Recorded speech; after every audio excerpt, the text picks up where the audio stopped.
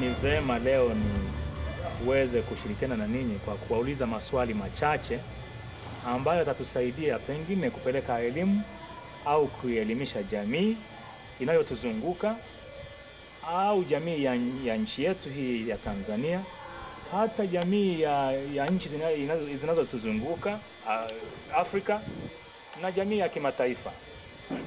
Unaonaje kutupatia uzoefu wako wa swala zima hili kwamba kwa nini shule imefikiria kuanza huu mpango wa kusajili watoto ambao ni albino, na uzoefu wako kabla hamjaanza huo utaratibu na baada sasa ya kuwa mmeanza huo utaratibu? Asante sana.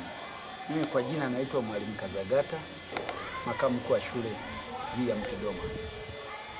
Hili suala la kusajili albino tumelianza mwaka huu baada ya nchi yetu kukumbwa na wimbi baya sana la mauaji ya albino kwa sababu ya imani za kishirikina, na watu walikuwa na matumaini kwamba wanapokuwa na viungo vya albino kulingana na maelekezo waliyopata kwa waganga hawa wa kienyeji, basi wanaweza wakapata utajiri. Wengine wanasema wanaweza kuondokana na mikosi fulani. Kwa hiyo kukatokea mauaji nchi yetu sehemu mbalimbali, watu wakitafuta viungo vya albino. Sisi kama shule tukajiunga katika vita hii, na tulipojiunga katika vita hii tukaamua kama shule tutoe mchango kwa vijana hawa ambao ni watoto wadogo ambao wanaweza wakapata elimu, maana sisi ni kituo cha elimu. Waje hapa wapate ulinzi, wasiwe katika mazingira yale hatarishi, alafu wapate elimu ambayo itawezesha kusonga mbele na kufanikiwa malengo ya maisha yao. Tuna walimu wa taaluma hapa. Kitaaluma, kuna uzoefu wowote ambao mnaweza kutusaidia?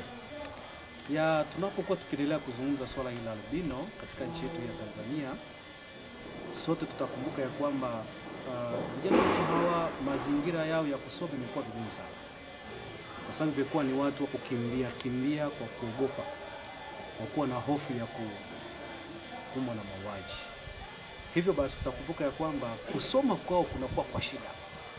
Lakini uzoefu tuliopata baada ya wao kuja katika shule hii ya Kidoma, tumeona ya kwamba wanafanya vizuri. Wanafanya vizuri kwa sababu sasa wanapata mahali ambapo wametulia, usalama wa uhakika. Na nadhani tukubaliane kwamba tunapokuwa na usalama mzuri, mtu anapata nafasi nzuri ya kuweza kusoma. Kwa hiyo watoto hawa wanafanya vizuri, na mifano mizuri, wanafanya vizuri hata kuliko wale wanafunzi wengine ambao sio albino.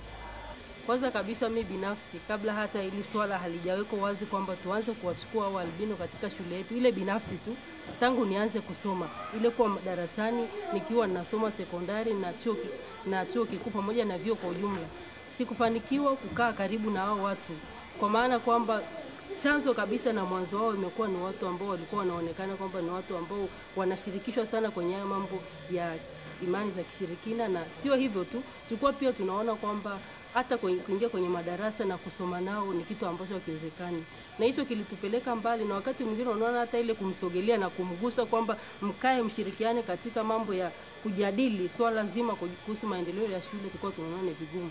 Lakini baada ya kuingia hapa shuleni, tumeshangaa kuona kwamba chochote tutoko tunakifikiria, nikiwepo binafsi kama mwalimu wa taaluma, baada ya kuwekwa wazi na mkuu wa shule pamoja na wengine, ni tofauti na jinsi tulivyowaza, kwamba wamekuwa ni watu wazuri, wanashirikiana madarasani, wanajadili na wenzao vizuri, wanaongea vizuri, wanagundua mambo mbalimbali, ni waimbaji wazuri. Kwa hiyo mambo mengi kweli wanatupatia, wengine ni wachoraji wazuri.